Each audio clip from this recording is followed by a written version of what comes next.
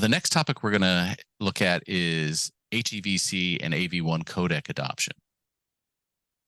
So looking at the trend for HEVC and AV1 adoption, one of the critical things from a smartphone standpoint is that there is hardware on the chipset to support decoding of these video codecs.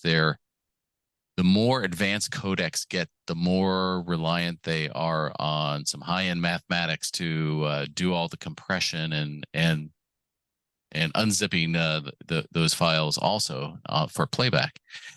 And what we have done with Wurfel device detection is we identify the chipsets of various devices and whether the GPU or other parts of the chipset can support decode using hardware as opposed to just the general CPU. The first time we did this analysis, we looked at it for AV1 back in 2022 Q4. We just wanted to update and see how things have changed over the last 6 months. And you can see in HEVC, which is a much older codec that has been out there for a while, its adoption has been pretty good. I think there's a whole long story about the royalties associated with media encoding that have changed a little bit. The playback perspectives, the decoding, over 90%, we're over 90%, almost to 95% of devices out there have hardware supported decode of HEVC. From a smartphone standpoint, there's no downside, there's no obstacle to rolling out HEVC for over-the-top video that might be going out to smartphones. There's a lot of opportunity for the video services to save money in terms of delivery bandwidth that they're purchasing from content delivery networks by using something like an advanced codec like HEVC. Now with AV1, it's a competing codec to HEVC, has relatively similar performance in terms of compression and savings, but it has not been out there for very long, and the hardware support is lagging behind considerably. But even from in the 6 months that we've seen it went from 2.52 to 3.72. And we anticipate that this will continue to grow as the GPU and chipset players like Qualcomm and others build AV1 hardware support into their chipsets. Now, looking at the different levels, and Amar, I might refer to you a little bit more when it comes to these levels. Essentially, there are different bit rates and resolutions that you can send out to a device, and not all devices have the same capabilities to decode those.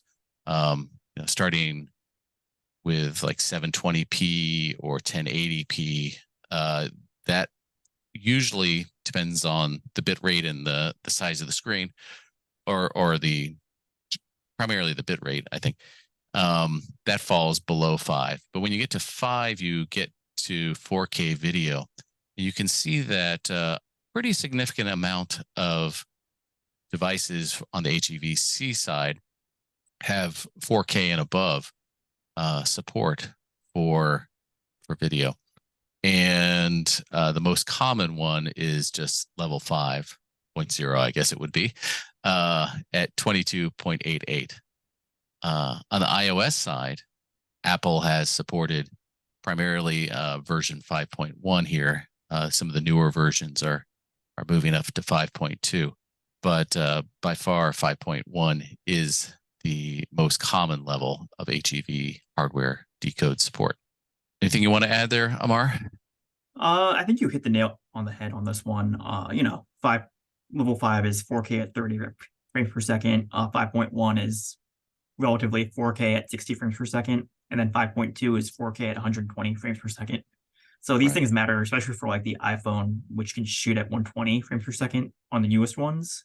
So if you can decode at that, you can also see these beautiful images at a much smoother pace.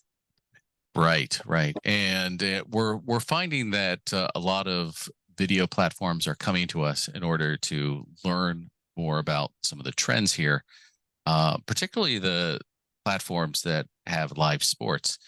The frame rate is very important to live sports, and getting a good sense of the capabilities of a device is from the outset is, or what your audience is.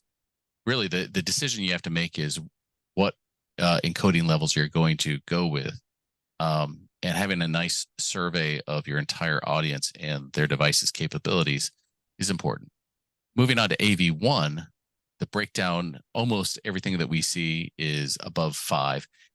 And Amar, correct me, the from HEVC to AV1, they're they're pretty similar in that table, right? Like 5 is the 4K. Yes, that can be assumed. Yes, it's pretty Yeah, similar. right. And so, there's not a lot of support in general, but the most common, the one that we're seeing is the 5.2 level, and it's only occurring on the Android side. There's no Apple support for AV1 yet. We will see what happens in September. I wouldn't be surprised if somewhere down the line, since Apple is part of the AV1 AOM coalition that has developed it, that they do throw their weight behind it.